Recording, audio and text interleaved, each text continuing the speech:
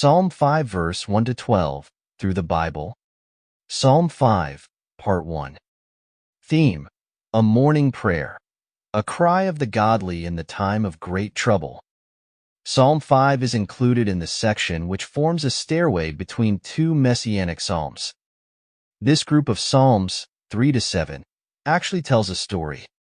They are, first of all, a picture of a personal experience of David. Secondly, they reveal prophetically the picture of the nation Israel during the Great Tribulation period.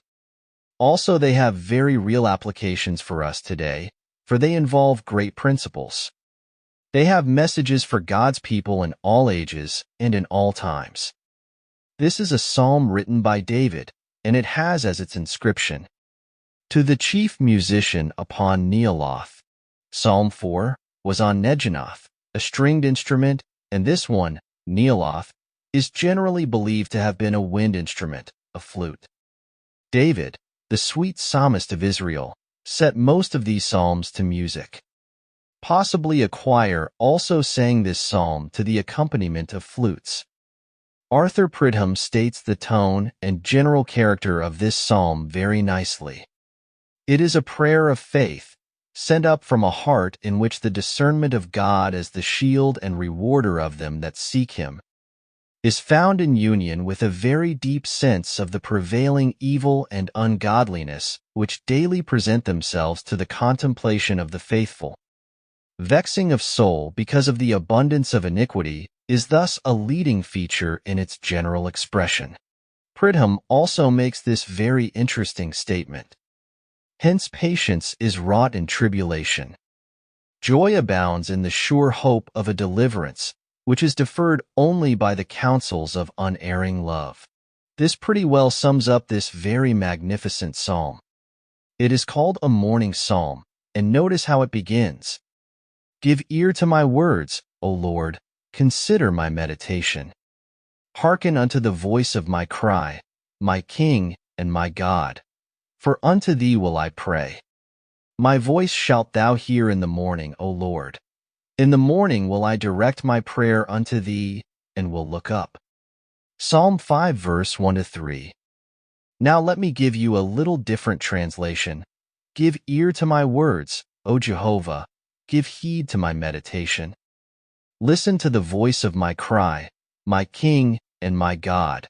For to thee do I pray. Jehovah, in the morning shalt thou hear my voice. In the morning will I come before thee, and expectantly look up. This psalm is a morning prayer. In the morning his voice would be lifted unto God. The morning is a mighty good time to lift your heart to God in prayer. For thou art not a God that hath pleasure in wickedness, neither shall evil dwell with thee. The foolish shall not stand in thy sight. Thou hatest all workers of iniquity. Thou shalt destroy them that speak leasing. The Lord will abhor the bloody and deceitful man.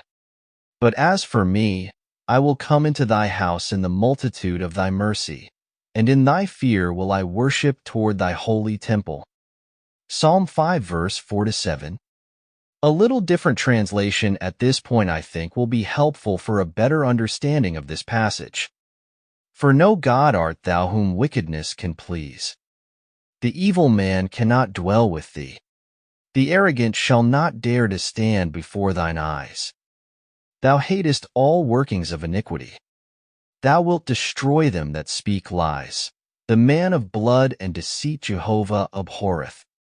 As for me, through thy great mercy will I enter thy house. I will fall down, facing thy holy temple in fear. This is the comfort of the godly.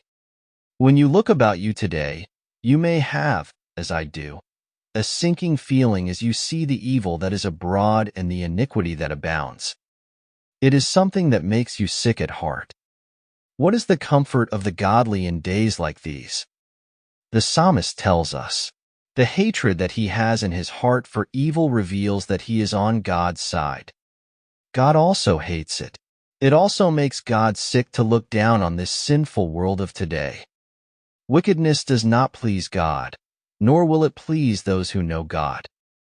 Evil cannot dwell with him, for God is light, and in him is no darkness at all. 1 John 1 verse 5.